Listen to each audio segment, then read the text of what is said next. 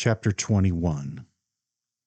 He went to his room, threw off his coat, waistcoat, collar, and tie, letting them lie where they chanced to fall, and then, having violently enveloped himself in a black velvet dressing gown, continued this action by lying down with a vehemence that brought a wheeze of protest from his bed. His repose was only a momentary semblance, however, for it lasted no longer than the time it took him to groan "riff-raff" between his teeth. Then he sat up, swung his feet to the floor, rose, and began to pace up and down the large room. He had just been consciously rude to his mother for the first time in his life, for, with all his writing down of populace and riff-raff, he had never before been either deliberately or impulsively disregardful of her. When he had hurt her, it had been accidental, and his remorse for such an accident was always adequate compensation, and more, to Isabel. But now he had done a rough thing to her, and he did not repent. Rather, he was the more irritated with her. And when he heard her presently go by his door with a light step, singing cheerfully to herself as she went to her room, he perceived that she had mistaken his intention altogether, or, indeed, had failed to perceive that he had any intention at all. Evidently, she had concluded that he refused to speak to her and Morgan out of sheer absent-mindedness, supposing him so immersed in some preoccupation that he had not seen them or heard her calling to him. Therefore, there was nothing of which to repent, even if he had been so minded, and probably Eugene himself was unaware that any disapproval had recently been expressed. George snorted. What sort of a dreamy loon did they take him to be? There came a delicate, eager tapping at his door, not done with a knuckle but with the tip of a fingernail, which was instantly clarified to George's mind's eye as plainly as if he saw it. The long and polished, white-mooned pink shield on the end of his Aunt Fanny's right forefinger. But George was in no mood for human communications, and even when things went well he had little pleasure in Fanny's society. Therefore it is not surprising that at the sound of her tapping, instead of bidding her enter, he immediately crossed the room with the intention of locking the door to keep her out. Fanny was too eager, and, opening the door before he reached it, came quickly in and closed it behind her. She was in a street dress and a black hat, with a black umbrella in her black-gloved hand, for Fanny's heavy mourning, at least, was nowhere tempered with a glimpse of white, though the anniversary of Wilbur's death had passed. An infinitesimal perspiration gleamed upon her pale skin. She breathed fast, as if she had run up the stairs, and excitement was sharp in her widened eyes. Her look was that of a person who had just seen something extraordinary, or heard thrilling news. "Now what on earth do you want?" her chilling nephew demanded.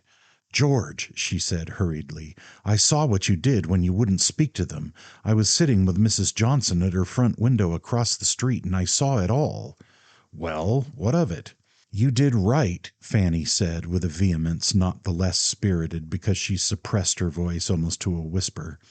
"You did exactly right. You're behaving splendidly about the whole thing, and I want to tell you I know your father would thank you if he could see what you're doing." "My lord," George broke out at her, "you make me dizzy. For heaven's sake, quit the mysterious detective business. At least do quit it around me. Go and try it on somebody else if you like, but I don't want to hear it." She began to tremble, regarding him with a fixed gaze. "You don't care to hear, then," she said huskily, "that I approve of what you're doing?" "Certainly not, since I haven't the faintest idea what you think I'm doing. Naturally, I don't care whether you approve of it or not. All I'd like, if you please, is to be left alone. I'm not giving a tea here this afternoon, if you'll permit me to mention it." Fanny's gaze wavered. She began to blink. Then suddenly she sank into a chair and wept silently, but with a terrible desolation. "Oh, for the Lord's sake," he moaned, "what in the world is wrong with you?" "You're always picking on me," she quavered wretchedly, her voice indistinct with the wetness that bubbled into it from her tears. "You do. You always pick on me. You've always done it. Always. Ever since you were a little boy. Whenever anything goes wrong with you, you take it out on me. You do. You always—" George flung to heaven a gesture of despair. It seemed to him the last straw that Fanny should have chosen this particular time to come and sob in his room over his mistreatment of her.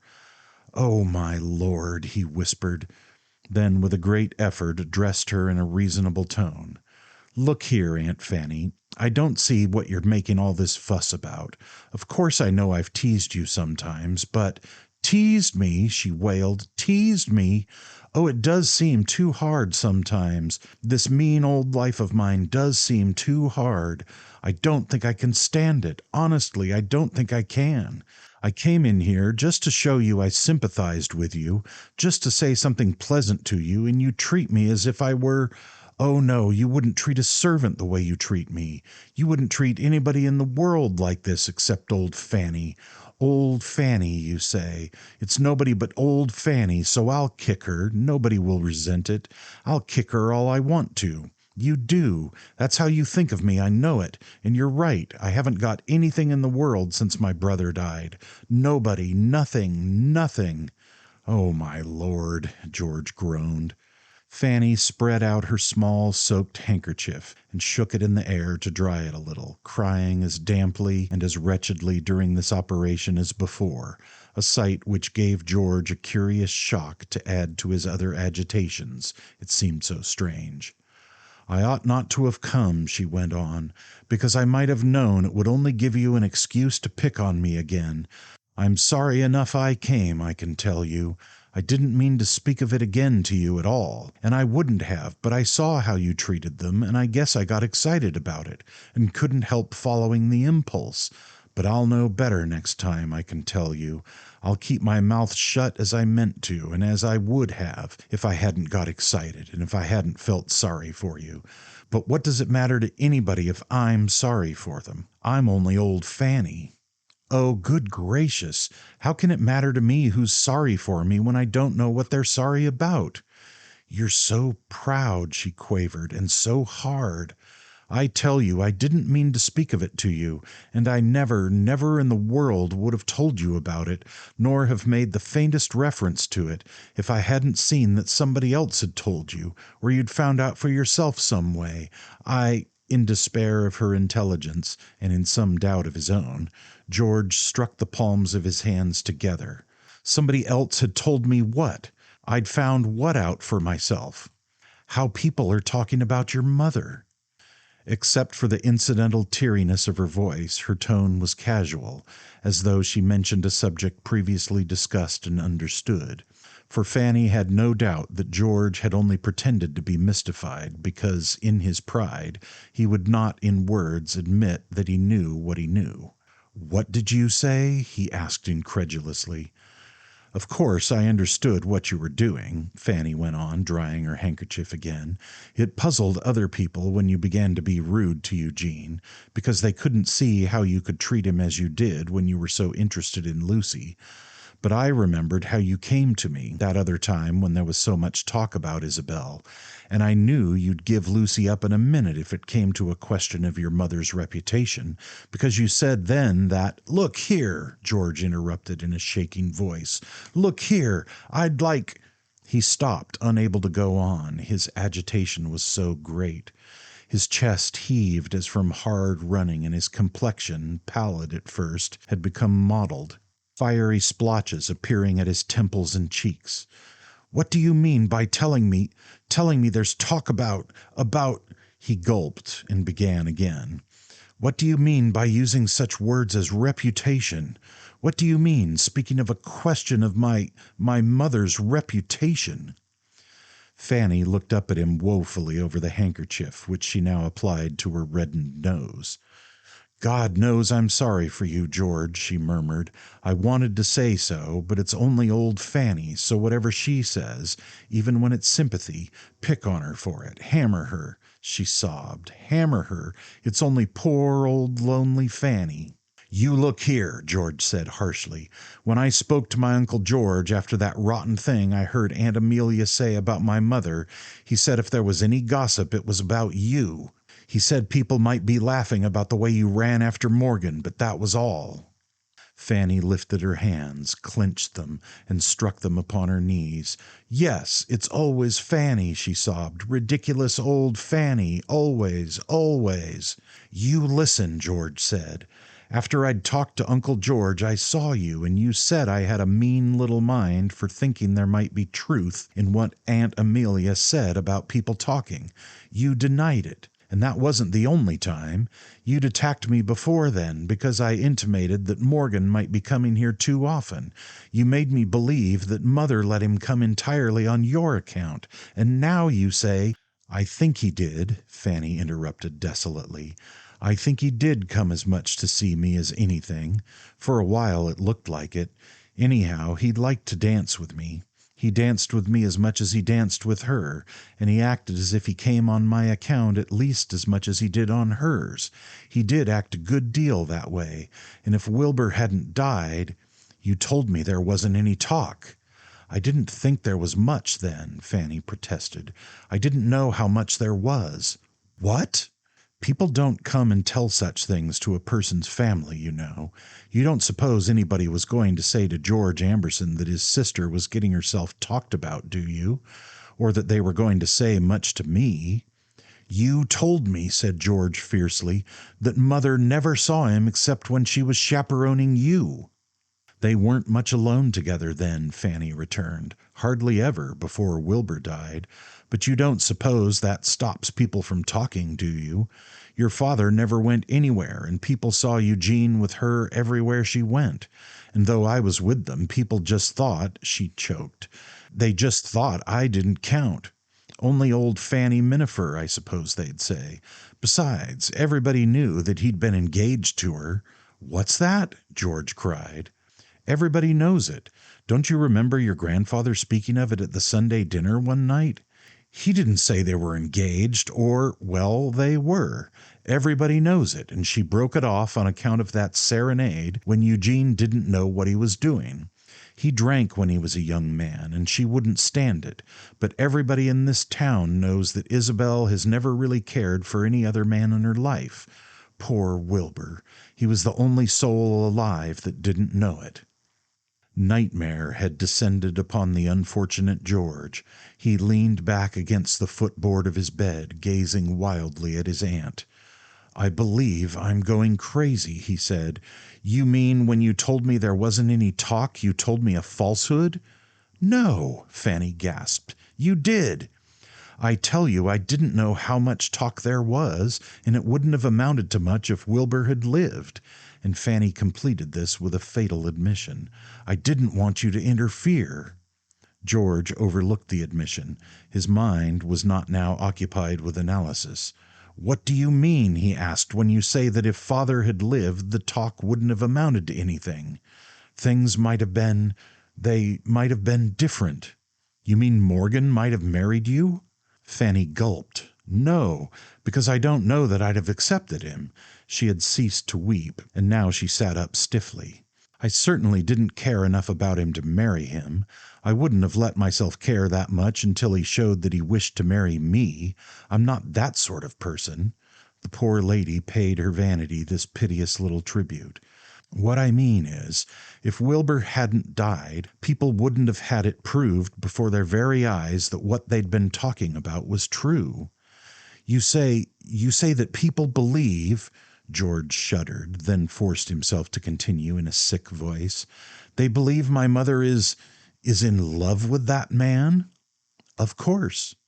And because he comes here, and they see her with him, driving and all that, they think they were right when they said she was in love with him before my father died?" She looked at him gravely, with her eyes now dry between their reddened lids. "Why, George," she said gently, "don't you know that's what they say? You must know that everybody in town thinks they're going to be married very soon." George uttered an incoherent cry, and sections of him appeared to writhe. He was upon the verge of actual nausea. "You know it!" Fanny cried, getting up. "You don't think I'd have spoken of it to you unless I was sure you knew it." Her voice was wholly genuine, as it had been throughout the wretched interview. Fanny's sincerity was unquestionable. George, I wouldn't have told you if you didn't know. What other reason could you have for treating Eugene as you did, or for refusing to speak to them like that a while ago in the yard? Somebody must have told you." "Who told you?" he said. "What? Who told you there was talk? Where is this talk? Where does it come from? Who does it?" "Well, I suppose pretty much everybody," she said. "I know it must be pretty general. Who said so?" "What?" George stepped close to her. "You say people don't speak to a person of gossip about that person's family. Well, how did you hear it then? How did you get a hold of it? Answer me." Fanny looked thoughtful. "Well, of course nobody, not one's most intimate friends, would speak to them about such things, and then only in the kindest, most considerate way." "Who's spoken of it to you in any way at all?" George demanded. "Why," Fanny hesitated, "you answer me." "I hardly think it would be fair to give names." "Look here," said George, "one of your most intimate friends is that mother of Charlie Johnson's, for instance. Has she ever mentioned this to you? You say everybody is talking. Is she one?" "Oh, she may have intimated. I'm asking you, has she ever spoken of it to you?" "She's a very kind, discreet woman, George, but she may have intimated—" George had a sudden intuition, as there flickered into his mind the picture of a street crossing and two absorbed ladies almost run down by a fast horse. "You and she have been talking about it today," he cried. "You were talking about it with her not 2 hours ago. Do you deny it?" "Do you deny it?" "No." "All right," said George, "that's enough."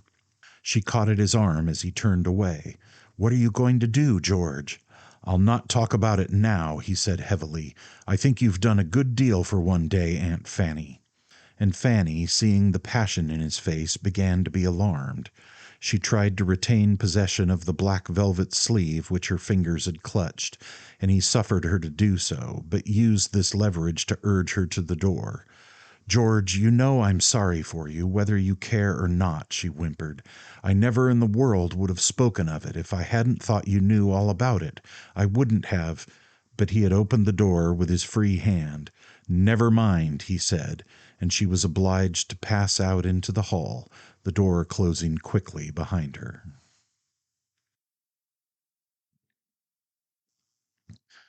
Chapter 22. George took off his dressing gown and put on a collar and a tie, his fingers shaking so that the tie was not his usual success. Then he picked up his coat and waistcoat and left the room while still in process of donning them, fastening the buttons as he ran down the front stairs to the door. It was not until he reached the middle of the street that he realized that he had forgotten his hat, and he paused for an irresolute moment, during which his eye wandered for no reason to the Fountain of Neptune. This cast-iron replica of two elaborate sculptures stood at the next corner, where the Major had placed it when the addition was laid out so long ago. The street corners had been shaped to conform with the great octagonal basin, which was no great inconvenience for horse-drawn vehicles, but a nuisance to speeding automobiles, and, even as George looked, one of the latter, coming too fast, saved itself only by a dangerous skid as it rounded the fountain. This skid was to George's liking, though he would have been more pleased to see the car go over, for he was wishing grief and destruction just then upon all the automobiles in the world. His eyes rested a second or two longer upon the Fountain of Neptune, not an enlivening sight even in the shielding haze of autumn twilight. For more than a year no water had run in the fountain. The connections had been broken, and the Major was evasive about restorations, even when reminded by his grandson that a dry fountain is as gay as a dry fish. Soot streaks and 1,000 pits gave Neptune the distinction, at least, of leprosy, which the mermaids associated with him had been consistent in catching, and his trident had been so deeply affected as to drop its prongs. Altogether, this heavy work of heavy art, smoked dry, hugely scabbed, cracked and crumbling, was a dismal sight to the distracted eye of George Amberson Minifer, and its present condition of craziness may have added a mite to his own. His own was sufficient, with no additions, however, as he stood looking at the Johnsons' house and those houses on both sides of it, that row of riff-raff dwellings he had thought so damnable, the day when he stood in his grandfather's yard staring at them, after hearing what his Aunt Amelia said of the talk about his mother. He decided that he needed no hat for the sort of call he intended to make, and went forward hurriedly. Mrs. Johnson was at home, the Irish girl who came to the door informed him, and he was left to await the lady in a room like an elegant well. The Johnsons' reception room, floor space, nothing to mention, walls blue calcimined, ceiling 12 feet from the floor, inside shutters and gray lace curtains, 5 gilt chairs, a brocaded sofa, soiled, and an inlaid walnut table supporting 2 tall alabaster vases, a palm with 2 leaves dying in a corner. Mrs. Johnson came in, breathing noticeably, and her round head, smoothly but economically decorated with the hair of an honest woman, seemed to be lingering far in the background of the alpine bosom which took precedence of the rest of her everywhere.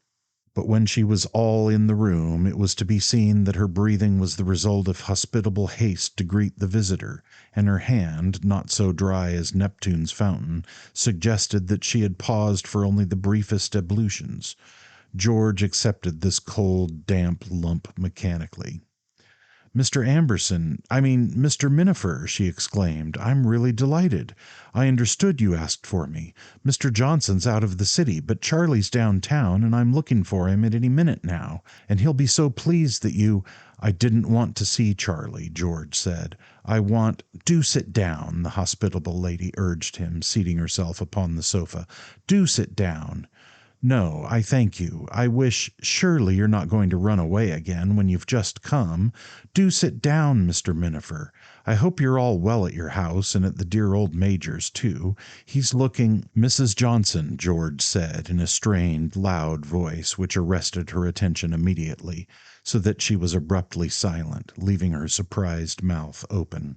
She had already been concealing some astonishment at this unexampled visit, however, and the condition of George's ordinarily smooth hair, for he had overlooked more than his hat, had not alleviated her perplexity. "Mrs. Johnson," he said, "I have come to ask you a few questions which I would like you to answer, if you please." She became grave at once.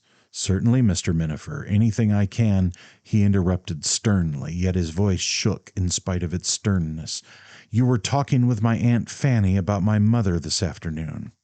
At this Mrs. Johnson uttered an involuntary gasp, but she recovered herself. "Then I'm sure our conversation was a very pleasant one if we were talking of your mother, because—" Again he interrupted. "My aunt has told me what the conversation virtually was, and I don't mean to waste any time, Mrs. Johnson. You were talking about a—" George's shoulders suddenly heaved uncontrollably, but he went fiercely on. "You were discussing a scandal that involved my mother's name." "Mr. Minifer! Isn't that the truth?"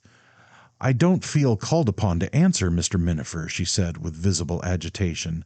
"I do not consider that you have any right. My aunt told me you repeated this scandal to her." "I don't think your aunt can have said that," Mrs. Johnson returned sharply. "I did not repeat a scandal of any kind to your aunt, and I think you were mistaken in saying she told you I did. We may have discussed some matters that have been a topic of comment about town." "Yes," George cried, "I think you may have. That's what I'm here about, and what I intend to—" "Don't tell me what you intend, please," Mrs. Johnson interrupted crisply, "and I should prefer that you would not make your voice quite so loud in this house, which I happen to own. Your aunt may have told you, though I think it would have been very unwise in her if she did, and not very considerate of me, she may have told you that we discussed some such topic as I have mentioned, and possibly that would have been true. If I talked it over with her, you may be sure I spoke in the most charitable spirit, and without sharing in other people's disposition to put an evil interpretation on what may be nothing more than unfortunate appearances, and—" "My God!" said George, "I can't stand this." "You have the option of dropping the subject," Mrs. Johnson suggested tartly, and she added, "or of leaving the house." I'll do that soon enough, but first I mean to know I am perfectly willing to tell you anything you wish if you will remember to ask it quietly. I'll also take the liberty of reminding you that I had a perfect right to discuss the subject with your aunt. Other people may be less considerate in not confining their discussion of it, as I have, to charitable views expressed only to a member of the family. Other people, the unhappy George repeated viciously. That's what I want to know about, these other people. I beg your pardon. I want to ask you about them. You say you know of other people who talk about this. I presume they do. How many? What? I want to know how many other people talk about it. Dear, dear, she protested. How should I know that? Haven't you heard anybody mention it? I presume so. Well, how many have you heard? Mrs. Johnson was becoming more annoyed than apprehensive, and she showed it. Really, this isn't a courtroom, she said, and I'm not a defendant in a libel suit either. The unfortunate young man lost what remained of his balance. You may be, he cried. I intend to know just who's dared to say these things, if I have to force my way into every house in town, and I'm going to make them take every word of it back. I mean to know the name of every slanderer that's spoken of this matter to you, and of every tattler you've passed it on to yourself. I mean to know— You'll know something pretty quick, she said, rising with difficulty, and her voice was thick with the sense of insult. You'll know that you're out in the street. Please to leave my house. George stiffened sharply, then he bowed and strode out of the door. 3 minutes later, disheveled and perspiring, but cold all over, he burst into his Uncle George's room at the Major's without knocking. Amberson was dressing. "Good gracious, Georgie!" he exclaimed. "What's up?" "I've just come from Mrs. Johnson's across the street," George panted. "You have your own tastes," was Amberson's comment. "But curious as they are, you ought to do something better with your hair, and button your waistcoat to the right buttons, even for Mrs. Johnson. What were you doing over there?" "She told me to leave the house," George said desperately. "I went there because Aunt Fanny told me the whole town was talking about my mother and that man Morgan, that they say my mother is going to marry him, and that proves she was too fond of him before my father died. She said this Mrs. Johnson was one that talked about it, and I went to her to ask who were the others." Amberson's jaw fell in dismay. "Don't tell me you did that," he said in a low voice, and then, seeing that it was true, "Oh, now you have done it."